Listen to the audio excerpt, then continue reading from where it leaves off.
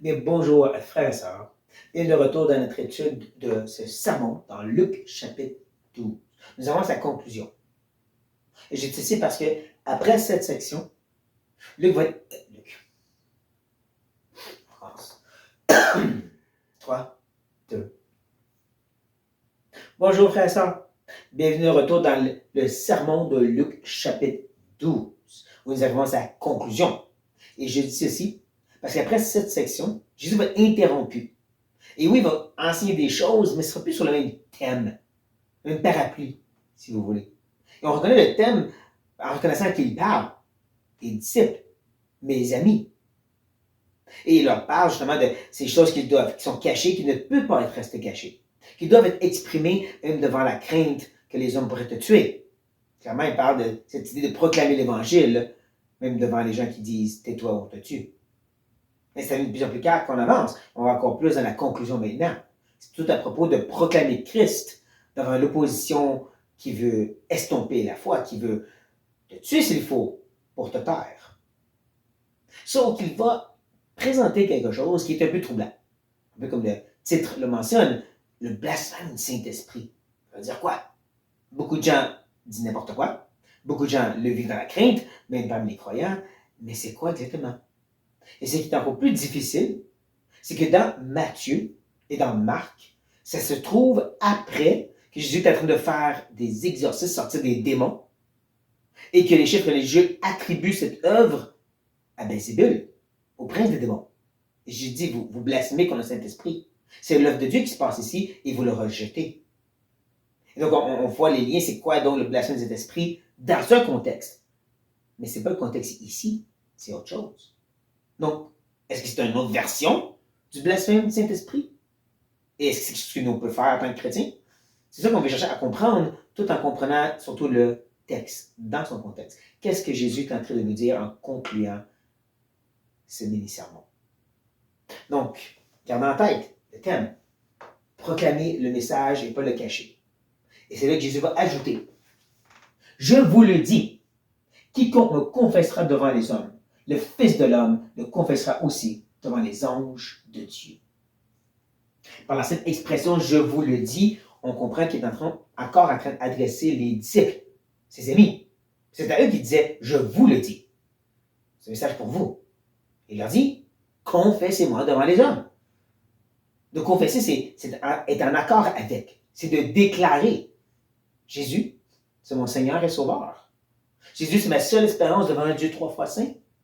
Jésus est ma justice et celui qui est mort pour mes péchés. » Ah non, c'est confesser l'Évangile.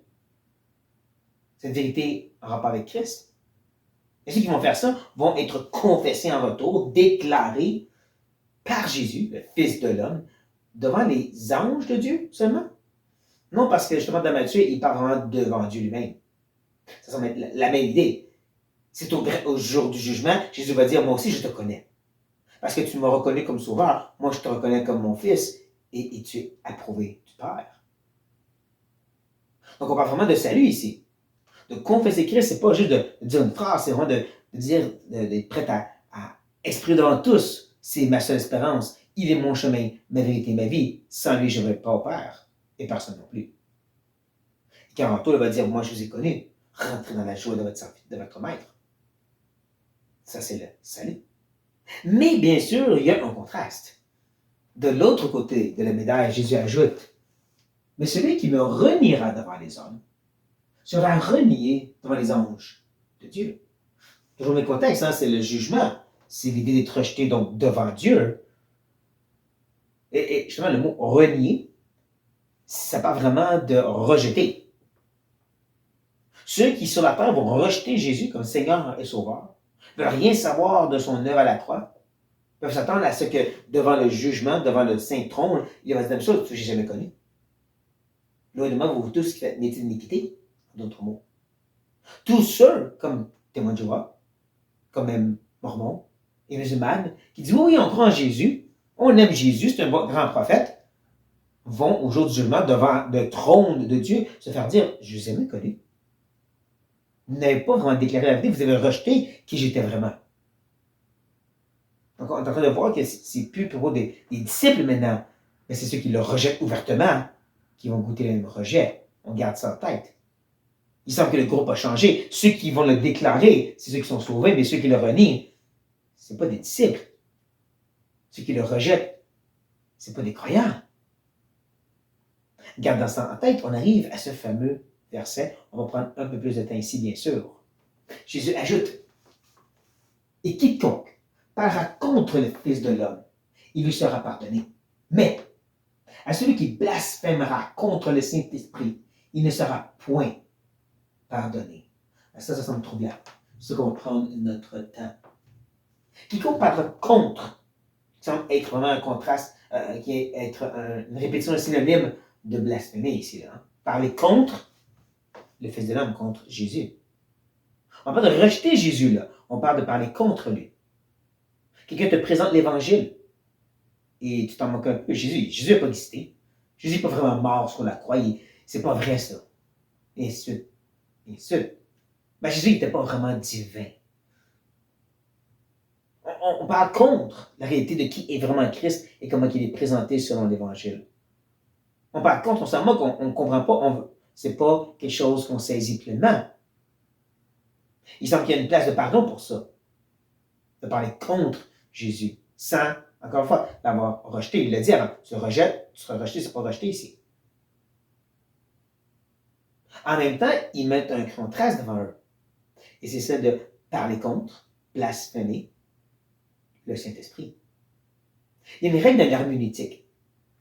L'herméneutique, c'est l'étude de la parole, comment tu étudies un texte, comme la Bible. Il y a une règle dans l'herméneutique qui dit les passages difficiles, les expressions difficiles dans la Bible, tu les comprends par les passages plus faciles. Toujours dans le même, bien sûr, thème. Je vous donne un exemple. La Bible parle beaucoup du baptême, mais il y a un passage dans 1 Corinthiens 15 qui parle des baptêmes pour les morts. Comment on fait pour être baptisé pour les morts? Ben, tu prends tout seul le texte pour le comprendre. Tu le prends en connexion avec tous les autres passages qui parlent de baptême et le contexte à qui Paul écrit ceci, pourquoi il leur dit ceci. Et là, tu comprends mieux, ça veut dire quoi? Le baptême des morts. Et ça, c'est une étude pour un autre temps. Là, tu reviens ici. Donc, blasphémer contre le Saint-Esprit. Mais c'est quoi l'œuvre de l'Esprit? Dans le discours de Chambre haute, Jésus l'explique. L'Esprit va venir pour convaincre les gens de péché, de justice, de jugement. Péché parce que tous sont péchés. Jugement parce que le jugement est mis, premièrement sur le diable et sur tous ceux qui le suivent, en deux mots, les pécheurs. Mais la justice parce qu'elle se trouve en Christ seul. L'Esprit vient pour convaincre les gens que Jésus est le Sauveur et le Seigneur, le seul chemin par lequel on va au Père, qu'il est divin. Il vient faire cette œuvre, mais maintenant, de repousser cette œuvre, de parler contre cette œuvre, en deux mots, de rejeter, un peu comme on l'a vu dans le verset d'avant. Je crois qu'il y a vraiment un lien à faire entre cette blasphème de l'esprit et l'idée de rejeter Christ et de rejeter un retour. Il y a un lien à faire avec cette idée que tu rejettes l'œuvre que l'Esprit essaie de faire auprès de ton cœur. Quand il veut ouvrir tes yeux pour te montrer la croix et ta seule espérance, et dit non merci. Tu peux parler contre les choses que tu ne comprends pas, mais quand l'Esprit ouvre tes yeux et tu ne veux rien savoir, là c'est différent. Je pense que Jésus a fait nous montrer qu'il y a vraiment une différence entre ceux qui entendent l'Évangile et qui ne comprennent pas. Mais au contraire, ceux qui, l'œuvre de l'Esprit est en train de leur montrer qui est Jésus et pourquoi c'est important et qui disent non merci. Je rejette ça. Je pars contre cette œuvre de me révéler Christ. Et donc, pas de pardon pour toi. Libre d'être dans les accords ici. Mais dans le contexte où est-ce qu'on est, on est en train de voir, c'est l'idée de rejeter le salvatrice de Christ, que l'Esprit est venu pour convaincre les gens de ces choses. Donc, comme je dis, le lien entre le verset d'avant et le verset de maintenant, je crois, est exactement clair. En plus du lien avec ce verset maintenant et ce qui vient après. Jésus conclut en disant ceci. Quand on vous mènera devant les synagogues, les magistrats et les autorités, ne vous inquiétez pas de la manière dont vous vous défendrez, mais de ce que vous direz, car le Saint-Esprit vous enseignera à l'heure même ce qu'il faudra dire. La question à se poser, c'est qui va être mené devant les synagogues? Est-ce que c'est les gens qui renient, les gens qui blasphèment contre le Saint-Esprit, même qui parlent en mal de Christ? Mais non, c'est ceux du début qui le confessent. C'est ceux qui sont ses amis, les disciples. C'est eux qui veulent pas démordre du morceau et donc ils vont être amenés devant ces chefs religieux, les mêmes qui peuvent les mettre à mort, comme on l'avait vu dans l'autre section, et qui ne devaient pas les craindre. C'est comme si je reviens un peu sur cette autre section puis leur dis, vous n'avez pas rien à craindre, parce que justement, l'Esprit va vous enseigner. Il va vous dire comment vous défendre, quoi dire, pour ça vous ne devez pas vous inquiéter.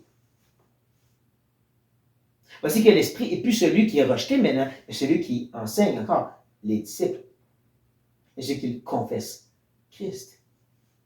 Et si c'est l'Esprit qui enseigne à ses disciples de proclamer ce message, si c'est l'Esprit qui leur donne le message que ces chefs religieux maintenant rejettent, au point qu'ils veulent mettre en mort les disciples, comme dans Actes chapitre 5, comme dans Actes chapitre 4,